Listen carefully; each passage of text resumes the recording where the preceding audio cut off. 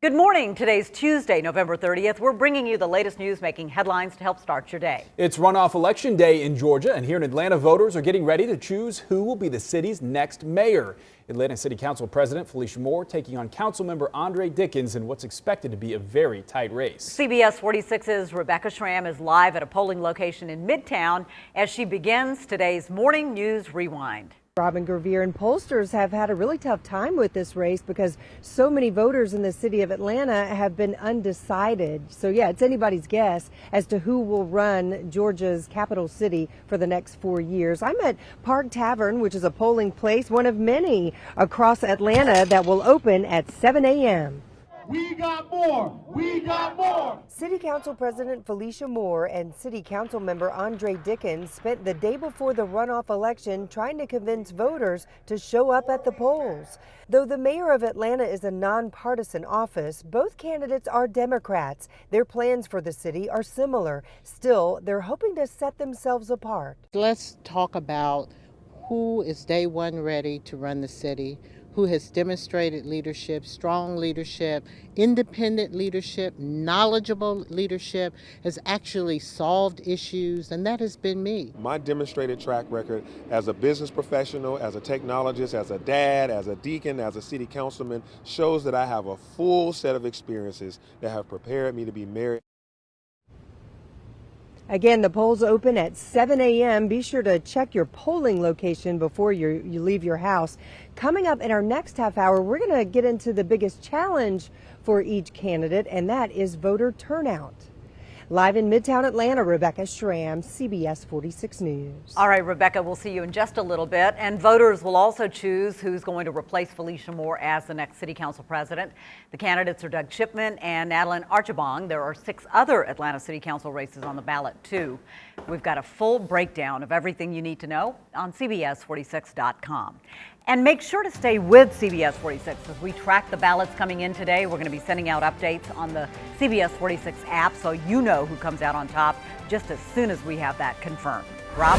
Okay, turning now to the new COVID-19 variant, Omicron. This morning, health experts are racing to learn more about the variant and whether current vaccines are effective against it. That comes as new cases are reported. Overnight, French authorities confirmed their first case of the variant in the French island territory of the Reunion in the Indian Ocean. Japan also confirmed its first case, a man in his 30s who recently arrived in Japan from the southern African nation of Namibia.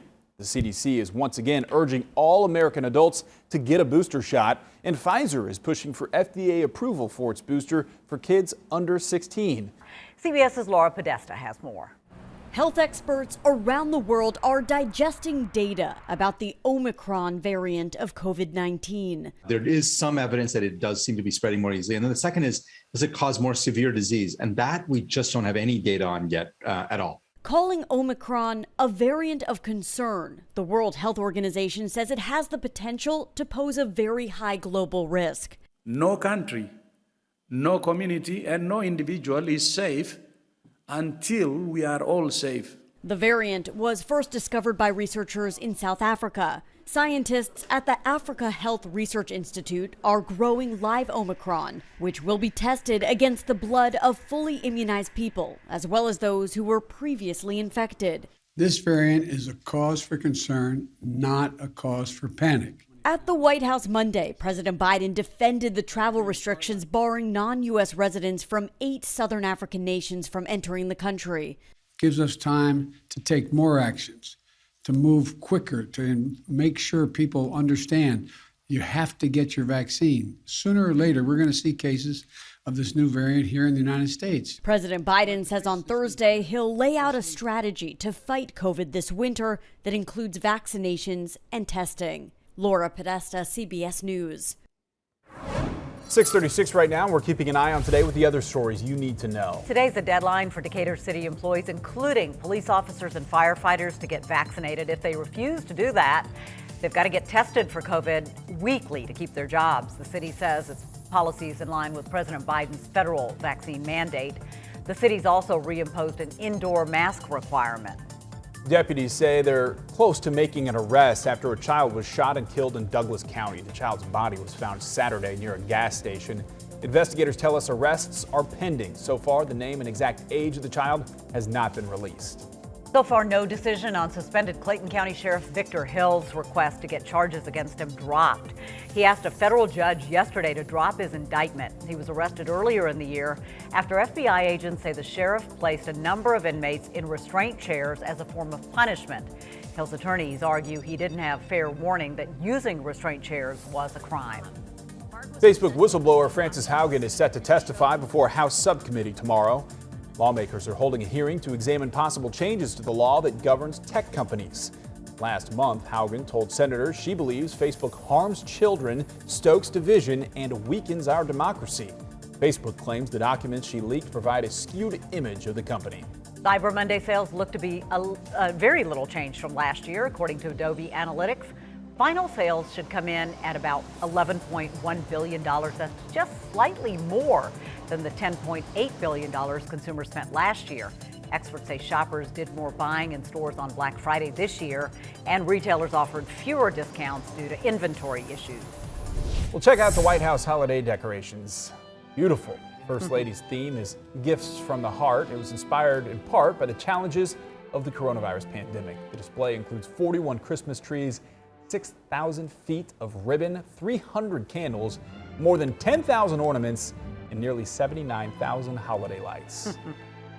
And it seems appropriate to now ask you to consider donating to the CBS 46 Angel Tree Toy Drive. There are only a few days left. You can drop off gifts at these 4 Duncan locations now through December 3rd. You can also shop for a child or a senior by adopting them through the Angel Tree. You can just go to CBS46.com, pick an angel, and print their wish list.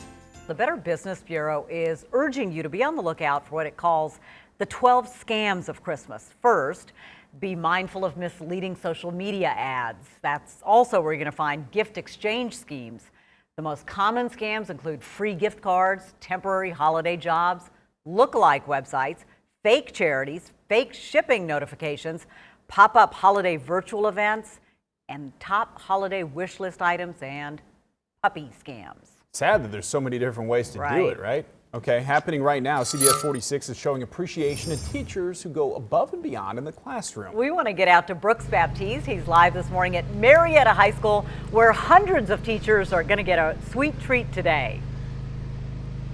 Yeah, good morning to you guys. We're talking about 250 teachers. Pretty exciting stuff behind me right now. This is where they're doing all the prepping, but let me tell you, these teachers are definitely in for a treat this morning. And really, this is just going to be a way to show appreciation for all that they do. We know our teachers go above and beyond literally in everything they do just throughout the entire year. And this is so exciting. So behind me, we've got crepes where they're going to be getting a nice little treat this morning for breakfast. And really, we know that there's no way to repay teachers because it's just impossible. They do so much for the students here in Metro Atlanta, but it's exciting to see everything coming together. So on social media, we're going to have a look for you when everything really happens, because we're expecting that to happen around 7 o'clock this morning. But for now, just seeing some of that preps. Now, I have not seen any teachers yet, but I am told the teachers are all up and through the building right now. So I know they are here and they are waiting, but it is kind of chilly out here this morning. So maybe that's why they're hiding on the inside, but we're going to see them in just a little bit, and we'll be sure to give you guys all the updates, live on Twitter and whatnot. And you could just make sure you follow me on @BrooksBaptiste, and we're going to be sharing it all on CBS 46 as well. But a great day out here at Marietta High School, and just one for the books, really showing teachers why they are so valuable. We'll send it back on the inside to you guys. One for the books. I like that, Brooks. I love that very too. Sneaky. And you know what? We cannot thank them enough, really. Thanks, Brooks. Appreciate that so much. Thanks for watching CBS 46 News. Watch us live wherever you are on our mobile, on our streaming news app. And you can also watch us on Roku, Apple TV, and Fire TV.